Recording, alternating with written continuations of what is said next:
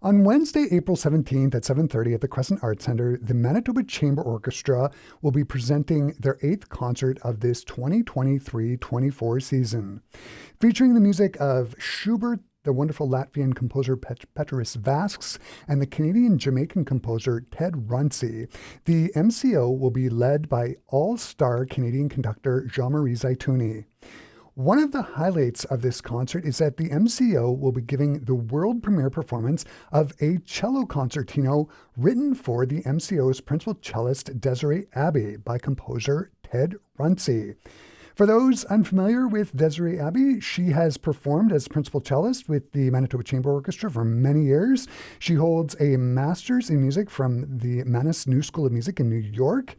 She got her bachelor's degree at the Cleveland Institute of Music, where she won the concerto competition there and had the opportunity to perform as soloist with the CIM Orchestra. Currently, she resides in Ottawa, where she teaches and performs and works as an extra musician for the National Arts Centre Orchestra. And joining me here in the Classic 107 studio, I am joined by cellist Desiree Abbey. Hey, Desiree, nice to meet you and nice to have you here. Great to be here, Chris. Before we get to the concert, I was reading your bio on the Royal Conservatory website, and one of the words that kept popping up was Suzuki.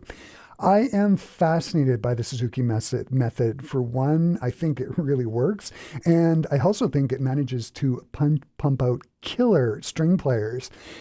Can you talk briefly about the Suzuki method and what benefits did you yourself take from it, drawing on your own experiences? Absolutely. So the Suzuki method is a very ear-based method. It's based on the language acquisition, the mother tongue. And I myself was a Suzuki child. That's how I began my cello studies. And now I'm really, really happy to have that in my toolkit, and I'm a Suzuki teacher as well. So it's very parent-oriented. There's a connection with the young children, but you can start very young, and it's ear-based. So yes, you get the sound first, and then you learn all the intricacies of note reading a little bit later as the child matures. Yeah, and it's one of the things I think that makes, one of the reasons it creates such great string players is because the ear is trained first, right? Correct. Mm-hmm. So you now live in Ottawa.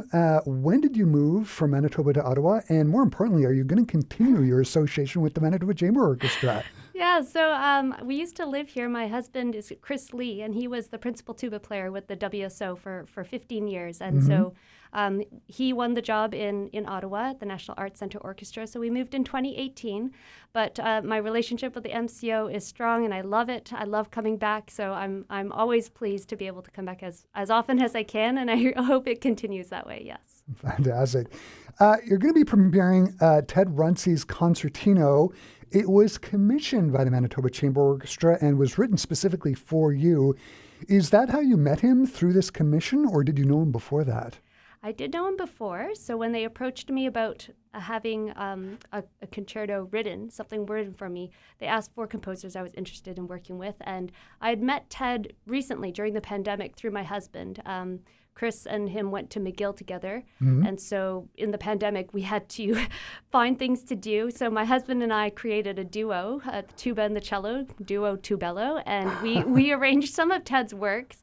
So I met him during the pandemic, and his music spoke to me. I enjoyed the melodic nature and the passionate, driven sort of nature of the music. So how did you get him connected with the MCO for the commission? How did that process work? So I said he was on the list of names that I suggested, and we went ahead with Ted, and he said yes. So we were really happy to put it together. Yeah. Can you talk about the composition process a bit? How did it work? Was he sending you excerpts as he was composing them as he went along? Can you talk us through that? Yeah, so every once in a while he would, at the beginning, he percolated, and then he would start sending me some material to look at, sketches. Right. It started with sketches, and so he'd send me some music, and then we'd meet on Zoom, and I would play these sketches for him, and then that would percolate more, and slowly as things came together, he'd give me a whole movement, and we'd work through things, and if there were any things that were physically not possible on the instrument, we'd sort of workshop it a little together, which is a really great collaborative experience too. It's nice to be on the sort of ground level of the birth of a piece. So yeah. And writing for strings is super specific. There's got to be it's got to be written idiomatically. His music is very much inspired by his Jamaican roots. Is there an element of that in the concerto? And can you describe the concerto a bit? The concerto is awesome. So there's traditional form in many of the movements. Like the first movement is a very clear sort of ABA form. And there's in the second movement, there's lots of song. There's this lilting dance section. So it's a cool like off kilter 5/8 kind of dance. And then the finale has themes that come back. So there's things that the listener will be like, oh yeah, we heard that before. Oh, here's that again. Yeah. So there are things to latch onto. Does he use any extended techniques, or is it fairly accessible and tonal? It's very accessible. So there's fun stuff that string players do, but it's mostly very tonal and accessible. Were there any like interesting Jamaican rhythms that you needed to learn? Well, there's fun rhythms. I don't know. Ted will have the answers for that. He'll be talking before the show as well to the audience. So maybe he'll have the specific answers to that. But great. yeah. What did you enjoy about learning the piece, and how did your interpretation come about? Was it natural, or did you have to think about it for a bit? Yeah, it's cool to be like, the first person to touch a piece, because there's nothing that comes before really me. This is the first time. There's no traditions or anything set. It hasn't been something I've listened to since I was a child. So the first step is obviously getting the notes into your technique and figuring out all those technical demanding issues. And then with time, things sort of settle. They find their place. They find the tempos that they want to be in. And it's that element of time that will transform something. So I think it's landed into something really that feels great and that is beautiful. And as time goes by, I'm sure it's just like when you return to a piece really well, it'll always be different from when you're 12 to 20 to 30 to 40 to when you're 60. Right. So yeah. It's living now. And it's here we are. How have the rehearsals been going with the MCO, and what's it like working with the great Jean-Marie Zaitouni as a soloist? Yeah, it's fantastic. Jean-Marie is great. He's really fun. He's got a great sense of humor, but he's also very detailed. So he's getting everything that he wants from us. And it's a really special thing to be surrounded by all my colleagues, right behind me. It's not just like an orchestra of people I don't know. These are very special people, very supportive. And it's a real pleasure to be working in this dynamic with them. Oh, fantastic. And my understanding is you're going to be playing the Schubert on the program as well. Are you playing in the Vasques as well? I am not playing in the Vasques. Okay. Yeah. So we've talked about the cello Concertino by Ted Runcie. I want to move to the Schubert. It's been arranged for string orchestra by Jean-Marie Zaitouni. How does it work? I would imagine it's just being like a really thick texture. How is it? How does it transfer over? It's really cool. So he has done some creative ways of spicing it up in certain ways. So it's not just all of us playing all the time. He's made some decisions as to things that will sort of transform it within that larger context. But it's absolutely different playing this setting than the quintet, where we're really giving it all and handling everything, and it's a cello quintet. So does he have the cellos divided up first and second? Is that how that's working? There are still 2 cello parts, and then we also have a bass joining us. So. Wow. Yeah, this is going to be fantastic.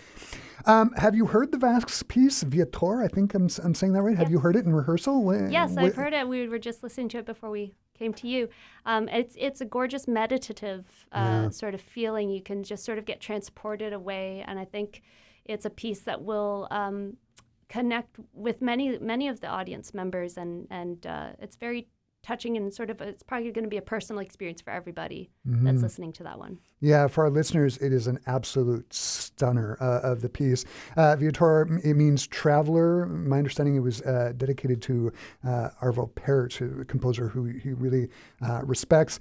In the booklet, or in the liner notes, he says, it tells the story of a wanderer who arrives in this world, grows up in it, develops, falls in love, fills himself up, and then departs. Yeah, it is an absolutely gorgeous piece. The concert tomorrow sounds like it is going to be just excellent. For you, what are you looking forward to most about performing? Just looking out in that audience and sharing music with familiar faces, audience members that have been coming that I've known for years, but then the new faces. It's always a very intimate experience at the MCO. So I'm just really excited to share this experience with whoever comes. Yeah, and the Concertino is going to be something I really look forward to. Yeah. Desiree, this has just been such a treat to have you here in studio talking about Ted Runcie's cello concertino and this concert in general. All the best tomorrow night, and thanks for taking the time to stop by and talk to me today. Thanks for having me, Chris. For our Classic 107 listeners, tomorrow night's concert with the Manitoba Chamber Orchestra takes place at 7:30 at the Crescent Arts Centre, which is located at 525 Wardlaw. For more details, visit the MCO's website at themco.ca or visit classic107.com. Desiree, thanks again. Thank you.